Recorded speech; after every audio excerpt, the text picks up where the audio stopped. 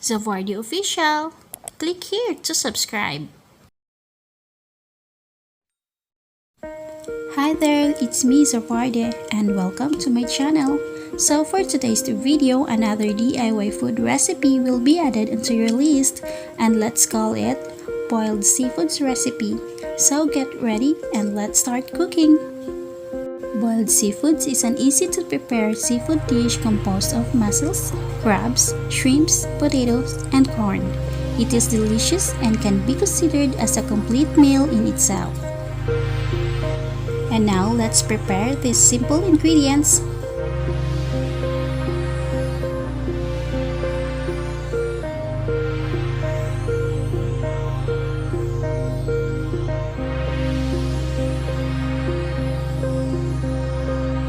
Chopped garlic,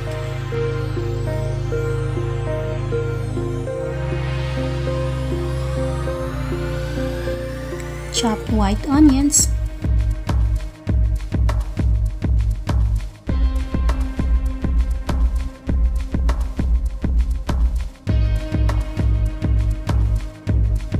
quail eggs, 1 bar butter, chopped garlic, chopped white onions, 1 bottle SPRITE, 2 pieces sweet corn, 6 pieces baby potatoes, half kilo squid, half kilo shrimps, half kilo mussels. On a large bowl or pan, put 1 bar butter,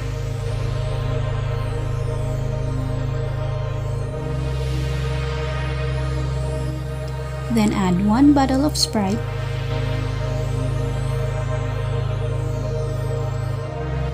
mix a bit. Now add baby potatoes and then slice sweet corn. Mix it again.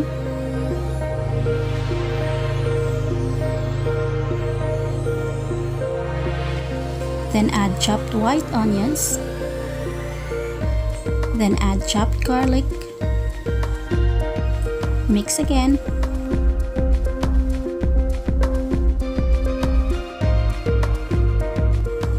Let it boil for 5 minutes.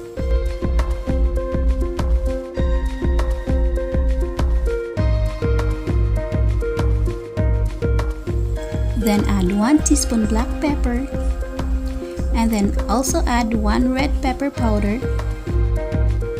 Mix it again.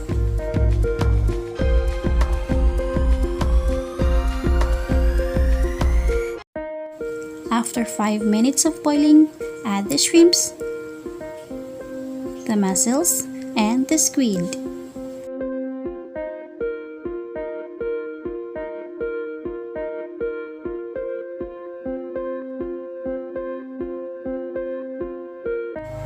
Then add another 1 to 2 teaspoon red pepper powder and black pepper. Mix it slowly.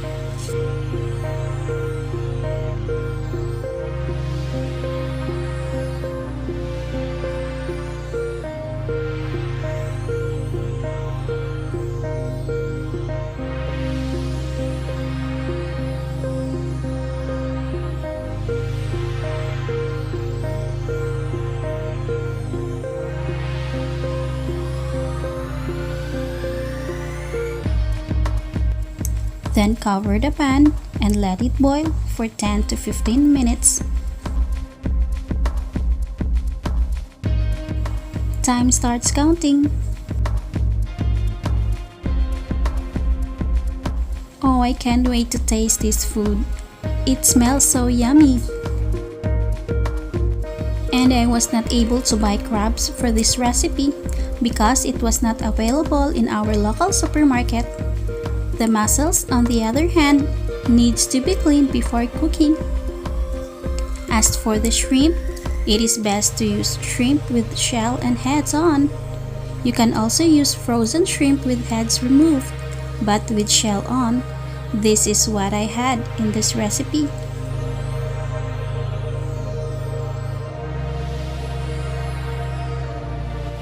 I think that the sweet corn on this recipe really complement this seafood dish. It makes the dish taste better. The cute baby potatoes makes the meal complete, and I recommend buttered sauce for this dish.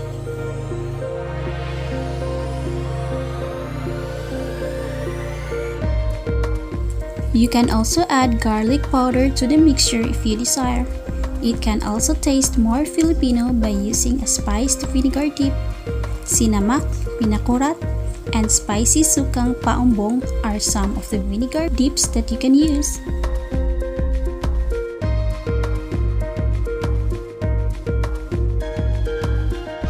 Why not try this boiled seafood recipe? Let me know your thoughts.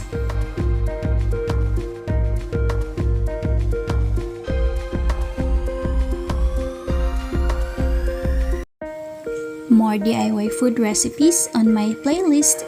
Please do check it out. I'm sure you will love it.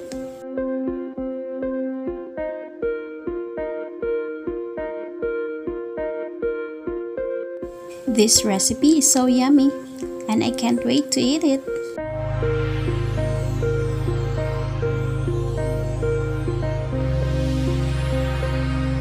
If you like this video, please hit that like button and also subscribe my channel.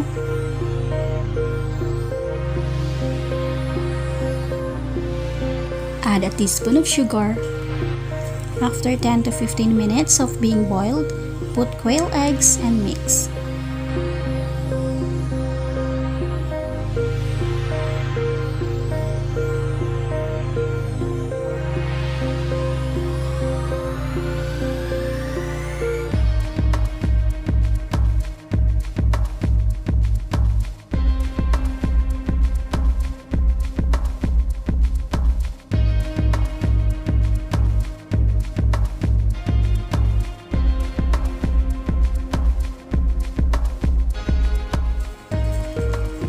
Now remove seafoods along with the potatoes and corn from the pot with butter sauce.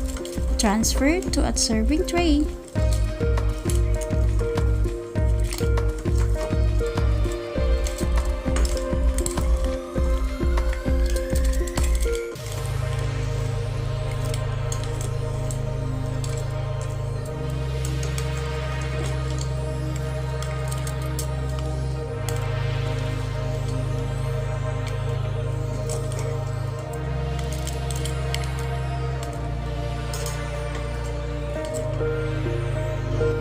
Boiled seafood dish is ready to serve.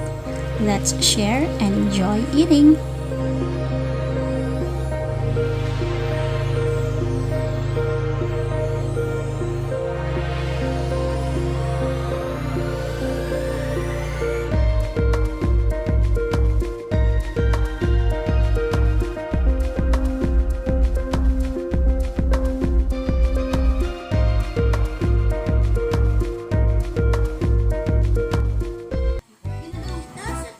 It's time to eat now.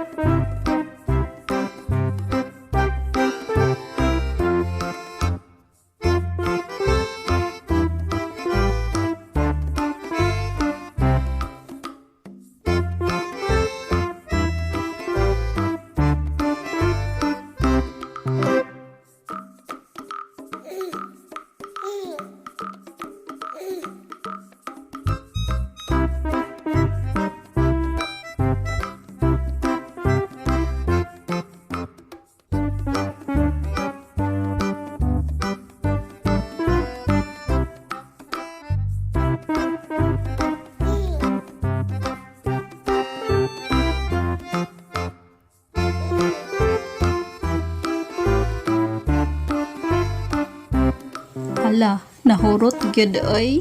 Thank you for watching. Hope you'd enjoy this video. If so, give me a thumbs up and don't forget to subscribe. See you next time.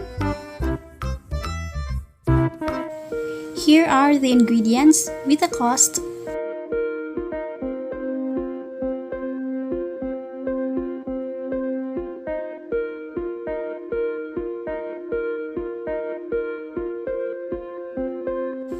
And the total amount we spent is... This recipe is good for 8 to 10 persons. Shout out Kerner!